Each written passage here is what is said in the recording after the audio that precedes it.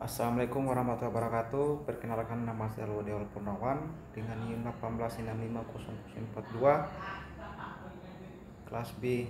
Di sini saya akan mereview materi tentang definisi prototipe. Satu, pendahuluan. Siapapun yang pernah menyelesaikan proyek software akan sependapat bahwa masalah pertama adalah memperoleh kebutuhan dan dari user. Permasalahan kedua adalah berdasarkan persetujuan spesifikasi fungsional. FS mencoba untuk menggambarkan sistem yang berbasis grafik dan narasi. Dua, teori di belakang prototipe. Keuntungan dari prototipe sini ada 4 bagian, yaitu 1, menghasilkan syarat yang lebih baik dari produksi yang dihasilkan oleh metode spesifikasi tulisan. Yang kedua, user dapat mempertimbangkan sedikit perubahan selama masih bentuk prototipe, memberikan hasil yang lebih akurat daripada perkiraan sebelumnya karena fungsi yang diinginkan dan kerumitannya sudah dapat diketahui dengan baik.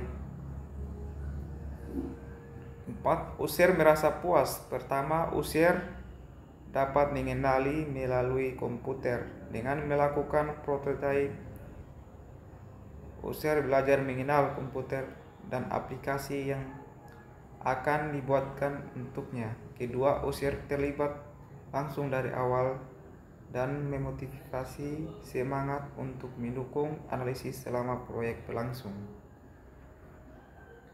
Metode prototipe. Langkah pertama, permintaan bermula dari kebutuhan user. Langkah kedua, bangunlah sistem prototipe untuk menemukan kebutuhan awal yang diminta. Langkah ketiga, biarkan user menggunakan prototipe. Langkah keempat, implementasikan saran-saran perubahan.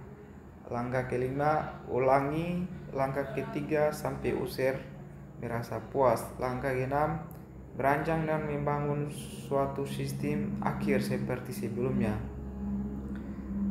Sistem yang bermanfaat dari prototipe.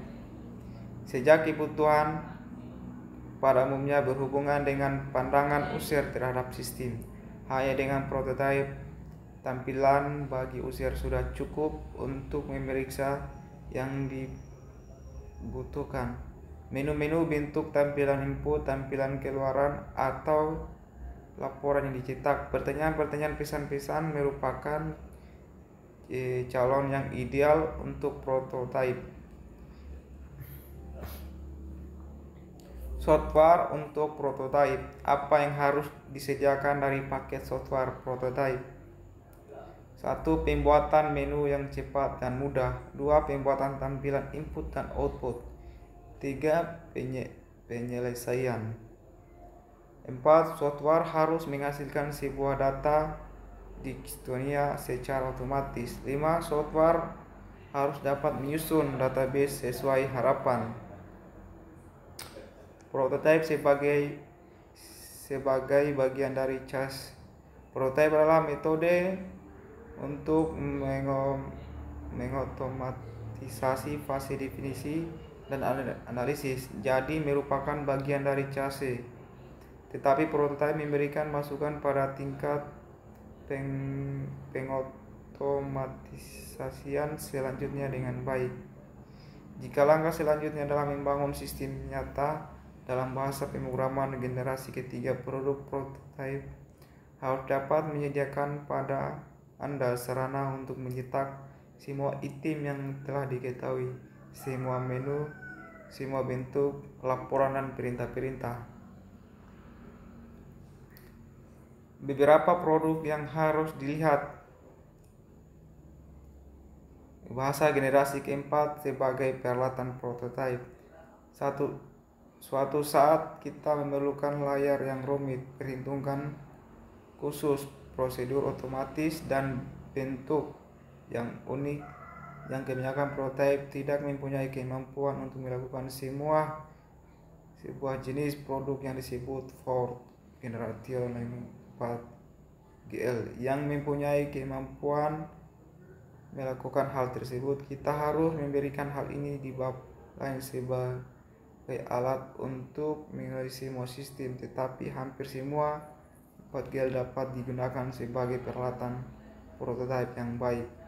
Kesimpulan, prototipe telah digunakan dengan sukses untuk diimplementasikan ke beberapa sistem software yang user interface melalui menu, layar laporan, dan interaksi online. Sistem yang berorientasi bisnis untuk metode ini, sistem real time dan strategis, akan sedikit berkurang ketika menggunakan metode. Baiklah, itulah materi yang bisa saya jelaskan. Saya akhiri. Wassalamualaikum warahmatullahi wabarakatuh.